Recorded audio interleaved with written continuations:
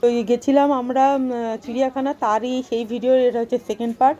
আমরা একটা আমি যে মহিলা সংস্থার সাথে যুক্ত আছি, তো সে তারই একটা ছোট্ট কাজ ছিল যে চিড়িয়াখানাতে কতগুলো বাচ্চাদের 40টা বাচ্চাদের বিরিয়ানির প্যাকেট দেওয়া হবে, খাওয়ানো হবে। তো সেটা কাজটা করার পর তো চিড়িয়াখানা গেছি, তো চিড়িয়াখানা ঘুরবো না সেটা তো হতে পারে না। তো একটুখানি আমরা চিড়িয়াখানা একটুখানি ঘুরেছি, মানে পুরো চিড়িয়াখানা সত্যি কথা পুরোটা ঘুরিনি, সময়ও হয়নি। তো এতে করে মুখে অভিনয় করছিলাম, করতে করতে আমরা চলে এসেছি এখানে কুমিরের খাঁচার কাছে, মানে ঘুরে ঘুরে যেটুকু কথাবার্তা বলতে বলতে ঘোরাঘুরি সেইটুকুই। তো এখানে কুমিরগুলো দেখে মনে হচ্ছে যেন মরে পড়ে আছে। কিন্তু এরা যখনই আওয়াজ পাবে না তখনই এরা লাফ ঝপাং করে লাফিয়ে পড়বে, মানে তারা তখনই সজাগ হয়ে যাবে। এখন রোদ পোয়াচ্ছে, তো এখন শীত ঘুম দিচ্ছে, রোদ পোয়াচ্ছে।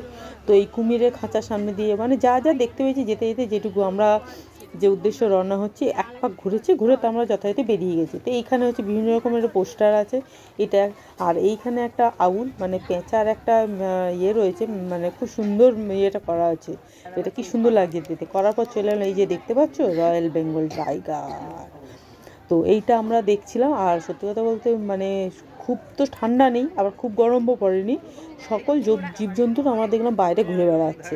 তার আগেও আমি হরিণ ফরিণ দেখেছি ওই সাইডটাতে যেখানে আমরা কাজটা চলছিল, কিন্তু সেই জায়গাটাতে আমরা সরে এসেছিলাম, তাই জন্য সেই ভিডিওটা আমার করা হয়নি। তো এইখানে বাঘ ঘুরে বেড়াচ্ছে, বাঘের খাঁচার সামনে দিয়ে ঘুরে গেলাম।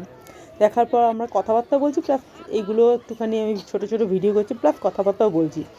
সবগুলোর আমার ভিডিও করা হয়নি। এখানে হচ্ছে এমু পাখি, সেটাও আমি করেছি। আর পুরো একদম না খাঁচার সামনে হেঁটে বেড়াচ্ছে, আর মনে হচ্ছে যেন খুব ক্ষুধার্ত, মানে খিদে পেয়েছে।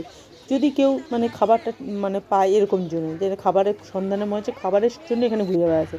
তারপরে এই যে আমাদের জাতীয় পাখি, এই দেখে আমরা চলে এলাম। এটা হলো সেকেন্ড পার্ট। কেমন লাগলো?